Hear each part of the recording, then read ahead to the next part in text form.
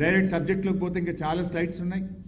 సింపుల్గా అర్థం చేసుకోవాలంటే రాష్ట్రం ఏర్పడక ముందు అంటే 1956కు ముందు ఆంధ్రప్రదేశ్ రాష్ట్రం ఏర్పడక ముందు అప్పటికే కట్టిన నిజాం సాగర్ లాంటి, దిండి లాంటి అనేక మైనర్ ఇరిగేషన్ మరియు మీడియం ఇరిగేషన్ ప్రాజెక్టులు కింద తెలంగాణకున్న ఆయకట్టు 3000 ఎకరాలు. అంటే ఆంధ్రప్రదేశ్ రాష్ట్రం ఏర్పడక ముందే మన ప్రాంతంలో మైనర్ మీడియం ఇరిగేషన్ కింద కాకతీయ రెడ్డి రాజులు కానీ నిజాం నవాబు కానీ వేరియస్ ప్రోగ్రామ్స్లో మనకు వచ్చిన ఆయకట్టు 16,03,000 ఎకరాలు. సరే, ఉమ్మడి ఆంధ్రప్రదేశ్లో 1956 నుంచి 2004 వరకు మనకు వచ్చిన ఆయకట్టు 36 లక్షల ఎకరాలు. 60 ఏళ్లలో వచ్చింది 36 లక్షలు. 2004 నుంచి 2014 కాంగ్రెస్ ప్రభుత్వమే అధికారంలో ఉంది. ఆ 10 ఏళ్లలో వచ్చింది ఎంత అంటే 5,71,000 కొత్త ఆయకట్టు, స్టెబిలైజేషన్ 93,000, అంటే 6,64,000 ఎకరాలకు వచ్చింది. అంటే 56 నుంచి 2014 వరకు 60 ఏళ్లలో వచ్చింది 42 లక్షల ఎకరాల ఆయకట్టు. 60 ఏండ్లు 42 లక్షల ఎకరాల ఆయకట్టు.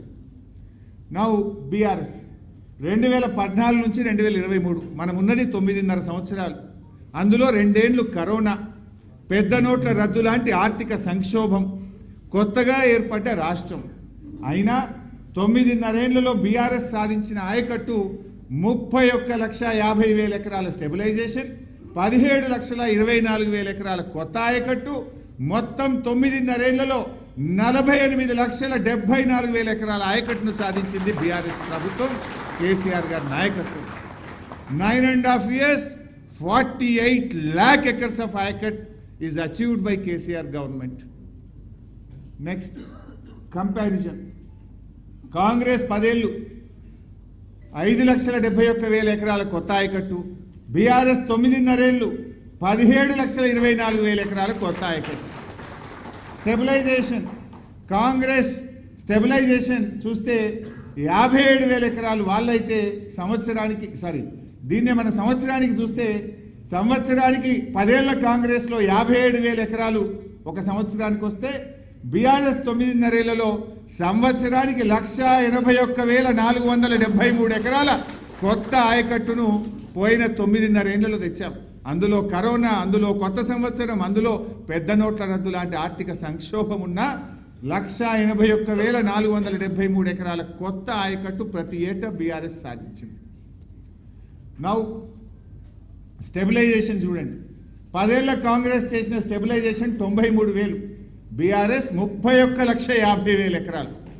స్టెబిలైజేషన్ అంటే మీకు తెలియాలి, చెరువుల కింద 25 లక్షలు ఉండే తెలంగాణకు, కానీ ఉమ్మడి రాష్ట్రంలో చెరువులు పట్టించుకోక వాటి కింద మొత్తం తూములు, అలుగులు, కట్టలు అన్నీ తెరలైపోయి 10 లక్షలకు పడిపోయింది.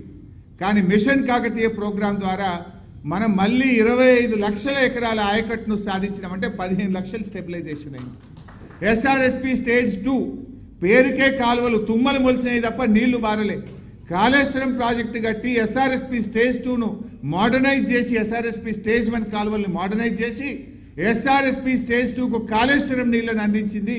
అది స్టెబిలైజేషన్ కింద. అంటే నీళ్లు రాని వాటికి, నీళ్లు తక్కువగా ఉన్నప్పుడు కరువు సంవత్సరంలో సప్లిమెంటేషన్ చేసి స్థిరీకరణ సాధించిన దాన్ని స్టెబిలైజేషన్ అంటాం. అది మనం 31,50,000 ఎకరాలు తెచ్చాం. స్టెబిలైజేషన్ యావరేజ్ చూస్తే 10 ఏళ్ల కాంగ్రెస్ సంవత్సరానికి 9,300 ఎకరాలు ఇస్తే బీఆర్ఎస్ 3,31,578 ఎకరాలు ప్రతి ఏటా స్టెబిలైజేషన్ తన 9.5 ఏళ్ల కాలంలో చేసింది.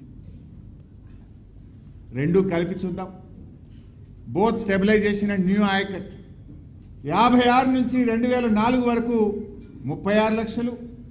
మనకంటే ముందు 10 ఏళ్ల కాంగ్రెస్ 6,64,000, బీఆర్ఎస్ 9.5 ఏళ్లలో 48,71,000 ఎకరాలు. అంటే మీరు పైన యావరేజ్ చూస్తే 56 నుంచి 2004 వరకు సంవత్సరానికి 75,000 ఎకరాల ఆయకట్టు తెచ్చారు. 10 ఏళ్ల కాంగ్రెస్ మనకంటే ముందు సంవత్సరానికి 66,000 ఎకరాల ఆయకట్టు సాధించారు. మరి 9.5 ఏళ్ల బీఆర్ఎస్ 5,12,000 ఎకరాల ఆయకట్టు సాధించారు.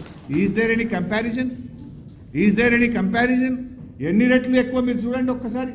7.7 times more than the Congress we have achieved. 7.5 రెట్లు వాళ్ళ పాలన కంటే బీఆర్ఎస్ పాలనలో అత్యధిక ఆయకట్టును సాధించింది బీఆర్ఎస్ ప్రభుత్వం, కేసీఆర్ గారి ప్రభుత్వం. ఇది చాలా ఇంపార్టెంట్. మీరు రేవంత్ రెడ్డి అసెంబ్లీ సాక్షిగా ఎంత పచ్చి అబద్ధాలు మాట్లాడిండు అనడానికి నేను సాక్ష్యాధారాలతో సహా చూపిస్తా ఉన్నాను. మీరు కూడా కొద్దిగా క్లీన్గా వింటే యూ విల్ అండర్స్టాండ్.